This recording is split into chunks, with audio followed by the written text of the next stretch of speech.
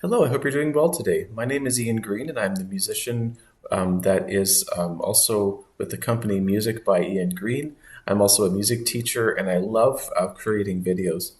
And today I'm going to be continuing the series of tutorials to help supplement the Level 10 Harmony course as taught through the Royal Conservatory of Music.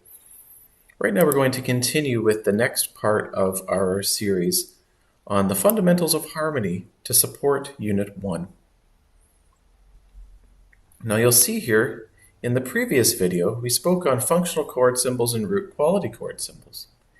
Now what we're going to be doing is continuing further by discussing the basics of voice leading. Now you'll see how in this particular course there's going to be a variety of different examples where we have to write four-part harmony, also known as chorale style, in the style of Johann Sebastian Bach. And this example can be found on page 6 of your book, example 1.8. Now there are various aspects that we want to think about. We want to think about how there are 4 different voices within chorale style. We have the soprano, which is this stems facing up in the treble clef. We have alto, which are the stems facing down in the treble clef. We have tenor, where the stems are facing up in the bass clef, and bass, where the stems are facing down in the bass clef. So whenever possible, if there are, and we're going to be moving from one chord to another, so you're going to be thinking in vertical, meaning the chords lined up nicely, and also horizontal, where the different voices are going to be interacting from one chord to the next. So if there is the possibility for one chord to another to have the same notes, it's a great idea to consider using common tones, which means you use the same note in the same voice while going from one chord to another. An example here, we are in the scale of G major, and you can see how the chord of 5, dominant chord, is D, F sharp, A. And the one chord is G, B, D.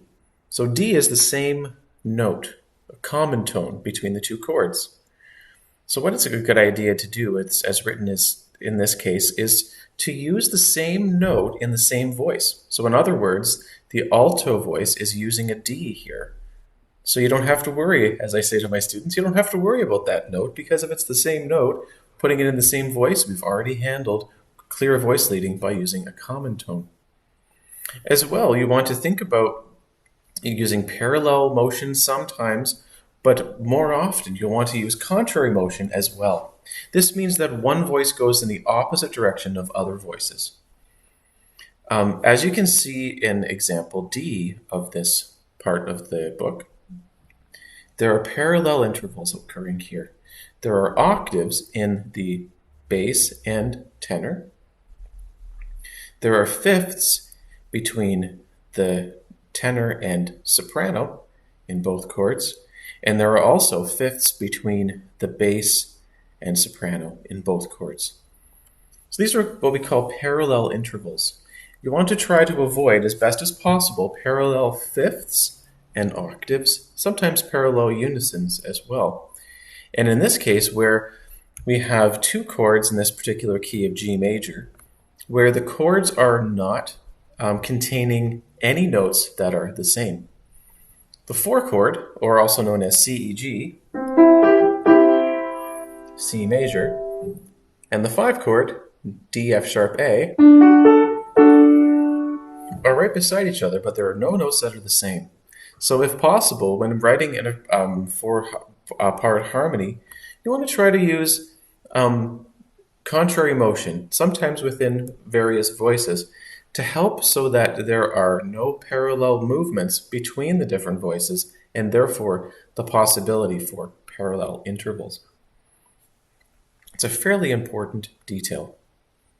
Now, something else that's important is that when we are using different types of chords and going from one chord to another, there is the possibility for augmented intervals within one voice. Let me go over to the piano and I'll demonstrate that. Let's say we're in the scale of A minor, where we we have no sharps and flats, and the raised leading tone is G sharp. Now there could be the possibility where we go from the 4 chord, and then we want to go to 5, but we have to include the G sharp.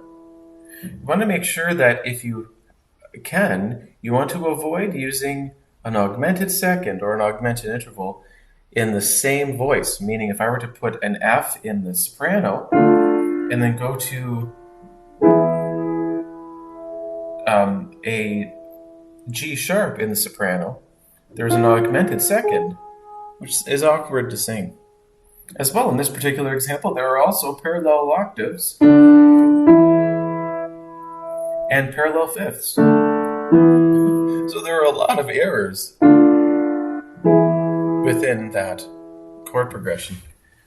Now, something that's interesting, though, is that sometimes when we listen to particular examples, it doesn't sound like there's anything wrong. But from the fundamentals of harmony, there are a few things to watch for. I do hope this part of the tutorial is helpful, and I look forward to seeing you next time for another part of this Fundamentals of Harmony, Unit 1. Thank you so much for watching. My name is Ian Green, and until we see each other again, take care for now.